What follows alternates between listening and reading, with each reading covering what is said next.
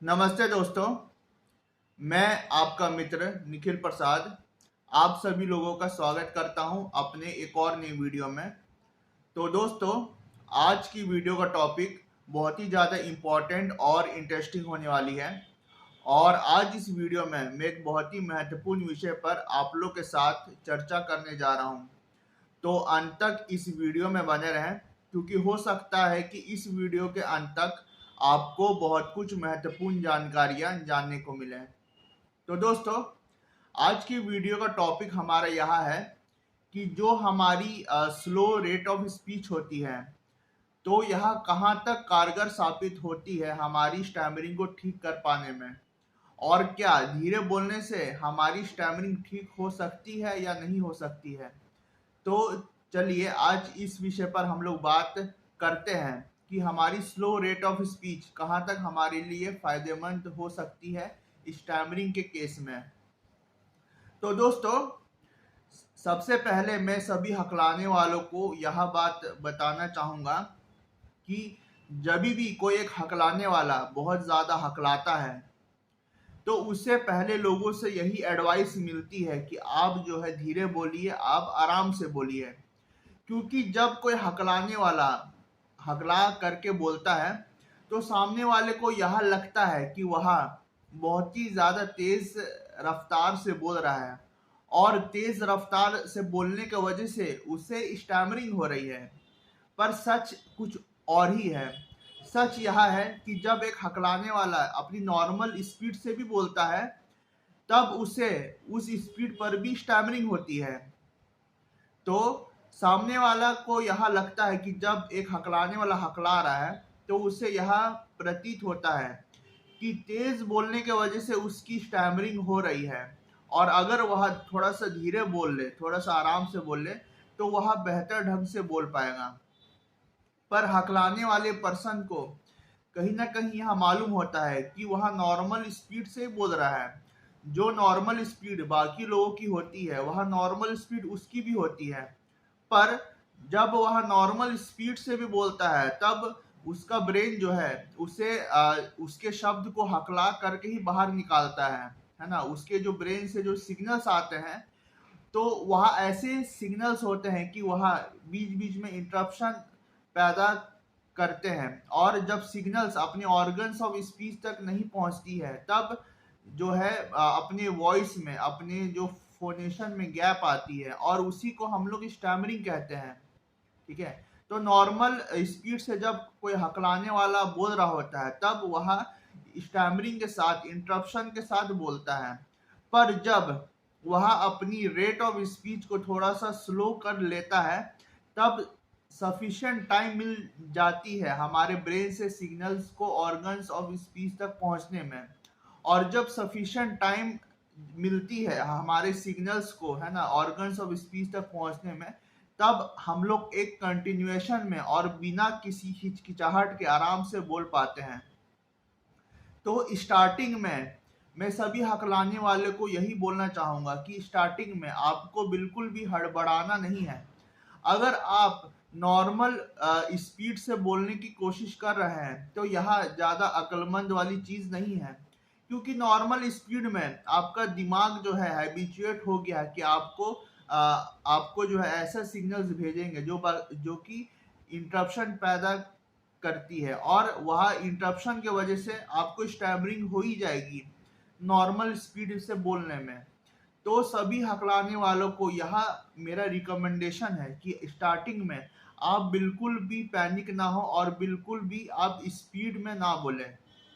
अगर आप स्पीड में बोलते हैं, तो इससे क्या होगा कि आपके ऊपर एक बोलने का प्रेशर बनता रहेगा, है ना, कि आपको उसी रफ्तार से बोलनी है।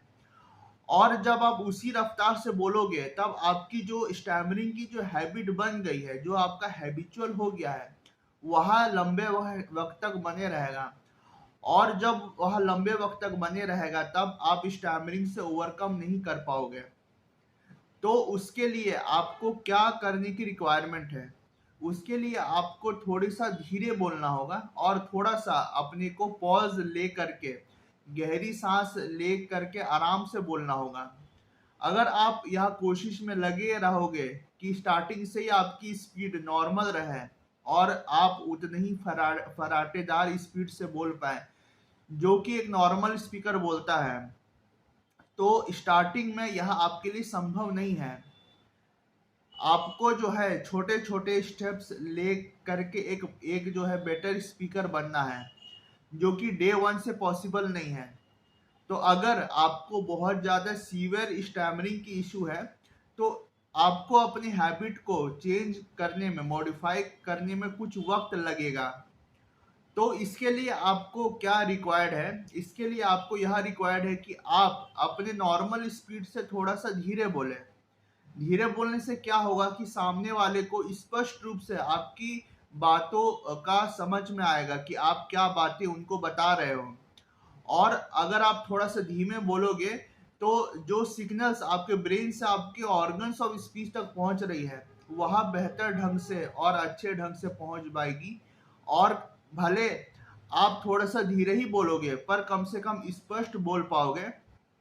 और आपके जो बोलने का लय है वह एक लय बना रहेगा और उसमें बहुत ज़्यादा इंटरप्शन नहीं आएगी। अगर मान लीजिए कि आप नॉर्मल स्पीड से 4 शब्द बोल रहे हैं, पर 5वें शब्द में अगर आप फंस चुके हो, तब आपको पूरा वाक्य बोलने में उतना ही वक्त लगेगा जो कि आप धीमे बोलते हुए आपको वक्त लग रहा है। तो बेहतर इसी में है कि हमें रफ्तार से हमें जो है अट्रैक्ट नहीं होना है, क्योंकि अगर हम नॉर्मल स्पीड से भी बोल रहेंगे तो हम लोग बेहतर ढंग से और अच्छे तरीके से बोल नहीं पाएंगे। तो हमें धीरे धीरे करके अपनी ये हैबिट को बदलना होगा। और बहुत सारे ऐसे स्पीच थेरेपिस्ट भी है इंडिया में जो कि अपने स्टूडेंट्स को, है ना, अपने स्टूडेंट्स को यह बात सिखाते हैं कि आप अपने बोलने के स्पीड को पहले धीमा करिए, क्योंकि जब आप बोलने की स्पीड को धीमा करते हैं तब आपको यह एहसास होता है कि आप कहाँ कहाँ फंस रहे हैं, है ना। आपका जो है बोलने का लय अगर बिगड़ा हुआ है तो पहले आप अपनी बोलने की स्पीड को कम करके बोलिए। उससे क्या होगा कि आपके ऑर्गन्स ऑफ स्पीच को एक प्रॉपर फंक्शन करने का टाइम मिल पाएगा और ब्रेन से सिग्नल ऑर्गन ऑफ स्पीच तक पहुंचने में जो वक्त लगता है वह एक प्रॉपर ढंग से इस सिग्नल्स पहुंच पाएगी अपने प्रॉपर टाइम में। और जब आप धीमे बोलेंगे तो क्या होगा कि वह एक लय बन जाएगा, एक फ्लो में आपकी आवाज निकल पाएगी। और तेज बोलेंगे तो भले आप 4 शब्द नॉर्मल स्पीड से बोल पाए, पर 5वें शब्द में जब आप फंसेंगे तब यह जो है रिवील सामने वाले को हो ही जाएगा कि आपको सीवियर स्टैमरिंग की इशू है। पर जब आप थोड़ा सा धीमा होकर के बोलेंगे तो भले सामने वाले को थोड़ा सा वक्त लगे समझने में, पर आपको बोलने में सहूलियत होगी और सामने वाले तक वह मैसेज आसानी से पहुंच पाएगा। और जो बहुत सारे स्पीच थेरेपिस्ट आपको वही चीज सिखाते हैं कि पहले आप बोलने के स्पीड को कम करिए, क्योंकि उससे क्या होगा कि आपको अपनी गलती का पता लग पाएगा कि आप कहाँ कहाँ गलती कर रहे हैं, कहाँ आप बिना सांस लिए बोलने की कोशिश कर रहे हैं, है ना। क्योंकि बिना सांस लिए बोल पाना संभव नहीं है। सांस या तो चढ़ जाएगी या सांस आपकी पूरी की पूरी छूट जाएगी। तो बिना सांस लिए बोलना यह हमारी बहुत बड़ी भूल होती है।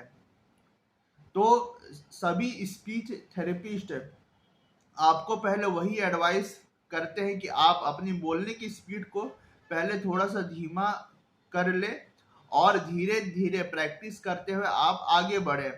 तो अगर आप इस प्रैक्टिस को आप कंटिन्यू करते हैं कम से कम 6 महीने, 8 महीने या 1 साल, तो आपको इसका बहुत अच्छा रिजल्ट मिलेगा। जो आपका एक हैबिट फॉर्म हो गई है स्टैमरिंग की, तो वह हैबिट आपकी डिसकंटिन्यू हो जाएगी और आपको लोगों के साथ कम्युनिकेट करने में बहुत ज़्यादा परेशानी नहीं आएगी। अब बात करते हैं कि स्लो स्पीकिंग की वजह से लोगों को क्या परेशानी होती है। जो भी लोग इसको पहले आजमाते हैं तो उन्हें लगता है कि आखिरकार मैं क्या ही कर रहा हूँ, है ना। इस एक्टिविटी को करके मेरा क्या ही फायदा होने वाला है। अगर मैं स्लो स्पीच में अगर किसी से बोलने जाऊं तो सामने वाला खुद परेशान हो करके यह बोलेगा कि तुम जल्दी बोलो, है ना, मेरे पास वक्त की कमी है। तो तो उस वजह से एक हकलाने वाले को बहुत परेशानी होती है कि अपना एक स्लो स्पीच को वो बनाए रखने में और सामने वाले से कम्युनिकेट कर पाने में काफी परेशानी होती है, क्योंकि यह रियल लाइफ में कर पाना काफी ज्यादा मुश्किल होता है। आप स्लो स्पीच में बुक तो पढ़ पाएंगे, मैगजीन भी पढ़ पाएंगे, है ना, आप अपने दोस्तों से, रिश्तेदारों से, घर में किसी से बात भी कर पाएंगे। पर जब आप रियल वर्ल्ड में जाएंगे और रियल वर्ल्ड में जा करके इसको आजमाने की कोशिश करेंगे, तब आप पाएंगे कि यहाँ मेंटेन कर पाना काफी मुश्किल होती है, क्योंकि सभी का जो बोलने का स्पीड है वो एक नॉर्मल स्पीड है, वह सब नॉर्मल स्पीड से बात कर रहे हैं। और जब आप एक धीमा स्पीड पकड़ के बात कर रहे होंगे तो सभी लोगों को यह थोड़ा सा एनोइंग लगेगा, है ना, सभी लोग थोड़े से परेशान रहेंगे कि आखिरकार आप इस स्पीड से बात क्यों कर रहे हैं, है ना। आपको थोड़ी से जल्दी जल्दी बोलनी चाहिए और आपको फराटेदार ढंग से जल्दी जल्दी बात करने की आदत डालनी चाहिए। पर आपको बिल्कुल भी यहाँ नहीं करना है। आपको लोगों को साफ साफ यही बताना है कि हाँ, आपको स्टैमरिंग की दिक्कत है और आप स्टैमरिंग की दिक्कत के वजह से आप जो है अपनी रेट ऑफ स्पीच को स्लो करके और आप टेक्निक्स यूज करके आप बात कर रहे हो।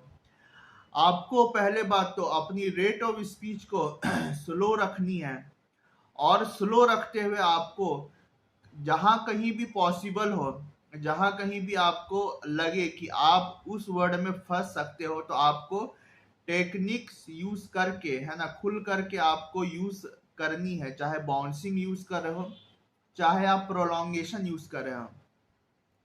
और अगर आप स्लो स्पीकिंग में आप पॉजिंग ले करके आप बात कर रहे हो तो आपकी आधी से अधिक समस्या वैसे ही दूर हो जाएगी।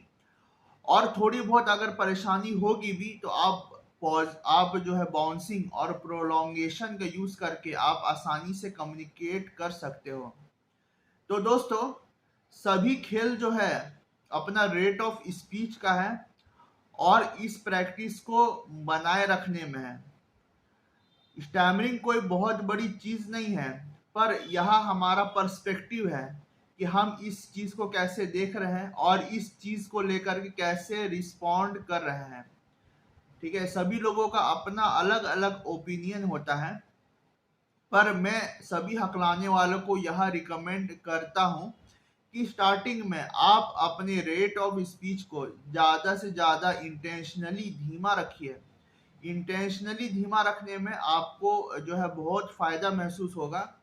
और अगर आप इस एक्टिविटी को लंबे वक्त तक कंटिन्यू कर रहे हो तो आपको अपनी स्टैमरिंग में आपकी जो हकलाने की, अटकने की आदत है, उसमें आप बहुत कुछ चेंज महसूस कर पाएंगे।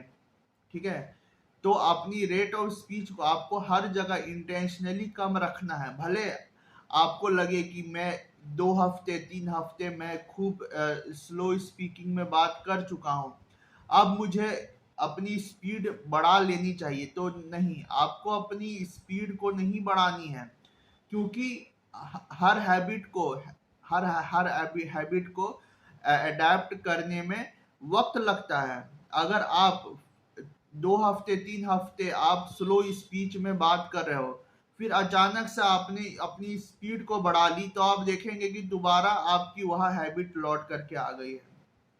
तो आप अपनी माइंड को, अपनी ब्रेन को एक नई स्पीच के साथ ढलने के लिए वक्त दीजिए और ज़्यादा से ज़्यादा लंबे वक्त तक आप इस मैनर में बात करिए।